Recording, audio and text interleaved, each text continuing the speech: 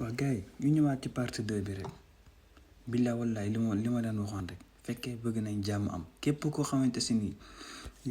yaa ngi bunu xatal nit ñi di leen rey di leen tiire képp ko bokk ci Macky Sall te mu nekk responsable ci affaire bi ñu fekk la ba sa kër ñoom ñëpp ku si nekk sa kër umpuñu ku si nekk xam nañ sa kër ñu fekk la foofu bombardé ko mu jeex képp kuñ ci laal tiital ko kooku noonu bu demee Macky